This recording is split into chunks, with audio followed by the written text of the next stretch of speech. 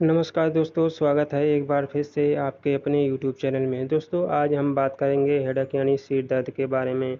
दोस्तों हेडेक आपके सिर में किसी भी तरह का पेन या चेहरे पर भी पेन हो सकता है। दोस्तों हेडेक से संबंधित कुछ ऐसे प्राइमरी लाइफस्टाइल फैक्टर्स भी रिस्पॉन्सिबल होते हैं, जैसे अत्यधिक मात्रा में शराब पीना, अत्यधिक मात्रा में निकोटीन का इस्तेमाल करना, सही ढंग से आप सोते नहीं हैं या आप समय से सोते नहीं हैं और सही तरह से आपके चलने फिरने में या खड़े होने में शिकायत है, तो भी आपको हेडेक की शिकायत हो सकती है।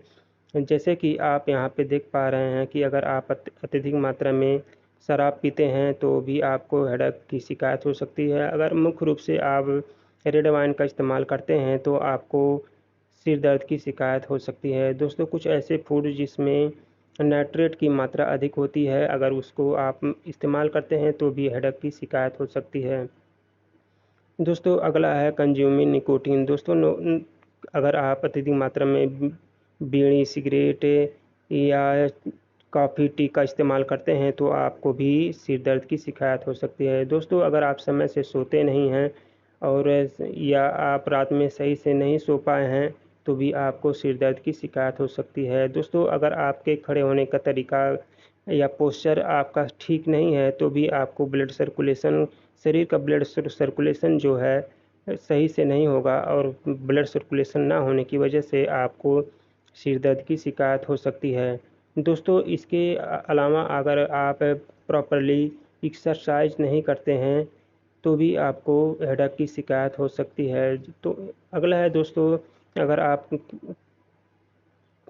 खाना आप नहीं खा पाए हैं या आपका कोई जो रात्रि का भोजन है या सुबह का भोजन है तो आप अगर इसको स्किप कर दिए हैं तो भी आपको हेडेक हो सकती है। दोस्तों इसके अलावा अगर है कि अगर आपको कॉमन कोल्ड है, स्नीजिंग है, नाक बह रही है और अत्यधिक किसी पर आप चिल्ला दिए हैं तो भी आपको हेडेक की शिकायत हो सकती है। दोस्तों अब बात कर लेते हैं कि इसके कितने प्रकार के होते हैं, यानी सिर दर्द कितने तरह के होते हैं। दोस्तों यहाँ पर तो 150 तरह से भी अधिक सिर दर्द हो के प्रकार हो सकते हैं, लेकिन इन सभी को दो कैटेगरी में बांट दिया गया है, जिसको प्राइमरी और सेकेंडरी कहा जाता है। दोस्तों प्राइमरी हेडेक यानी प्राइमरी सिर दर्द में क्या है, आपको टेंशन टाइप में क्या होता है कि अगर आपको किसी बात की चिंता है, तनाव है, स्ट्रेस में है तो भी आपको सिर दर्द की शिकायत हो सकती है। दूसरा है दोस्तों माइग्रेन। माइग्रेन ही सिर दर्द की तरह होता है, लेकिन इसको कुछ तरह से इसको कैटेगराइज वाइज इसको सिर दर्द से कुछ अलग कर दिया गया है। दोस्तों इसके बाद है क्लस्टर हेडेक। क्लस्टर हेडेक दोस्तों आपको गुच्छे की तरह में किसी सर के एक पार्ट में दर्द होगा और यह जो दर्द है कुछ ही समय के लिए होता है। उसके बाद ये साल भर 6 महीने के लिए गायब हो जाता है, फिर ऑटोमेटिक यह आपको कहीं न कहीं से आ जाता है।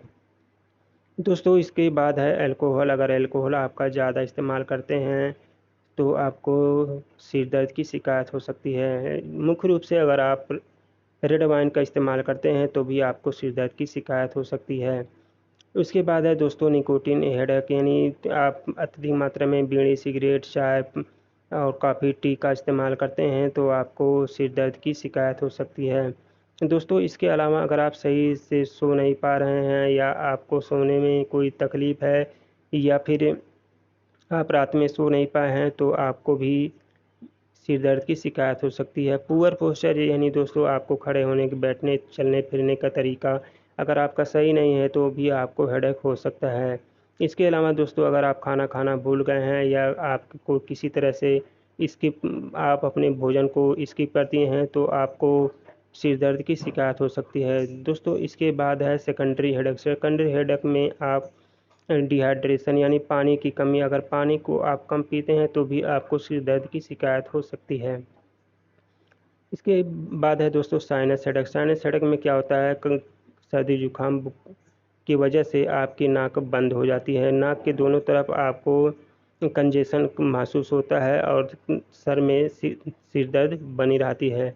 इसके अलावा है दोस्तों, अगर आप मेडिकेशन का गलत इस्तेमाल करते हैं या मेडिकेशन अत्यधिक मात्रा में ले रहे हैं या ओवरडोज कर रहे हैं तो भी आपको सिर दर्द की शिकायत हो सकती है। इसके बाद है दोस्तों, अगर आपको सर में किसी प्रकार की चोट लगी है तो भी आपको सिर दर्द की शिकायत हो सकती है। दोस्तों इसके बाद है दोस्तों, अगर ब्रेन ब्लीडिंग या दोस्तों किसी आपके शरीर मतलब आपके सिर में चोट आई है, ब्लीडिंग हो रहा है या ब्लड क्लॉटिंग हो रहा है, ब्लड सर्कुलेशन कम हो रहा है, ब्लड सर्कुलेशन ठीक ढंग से नहीं हो पा रहा है तो भी आपको सर दर्द बना रह सकता है।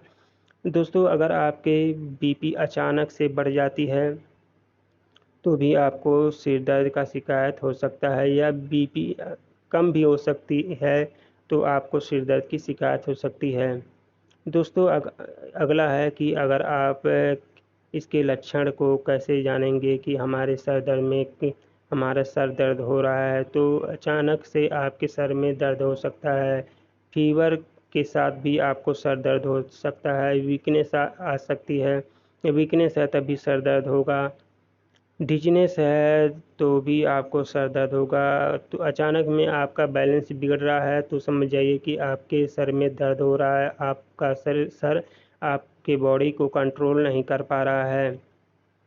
दोस्तों अगर आपके शरीर में कहीं नंबनेस है यानी सूनापन है, टिंगलिंग है यानी झुनझुनाहट है तो भी आप समझ जाइए कि हमारे शरीर में जो है ब्लड सर्कुलेशन ठीक ढंग से नहीं हो पा रहा है।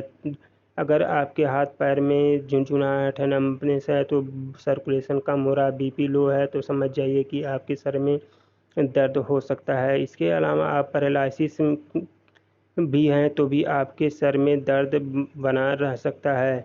पैरालिसिस में आपकी बॉडी ठीक ढंग से काम नहीं कर पाते हैं जिसकी वजह से आपको सिर दर्द की शिकायत हो सकती है। अगर आपको बोलने में तकलीफ़ हो रही है, किसी से बात करने में तकलीफ़ हो रही है तो भी आपको सर दर्द की शिकायत हो सकती है।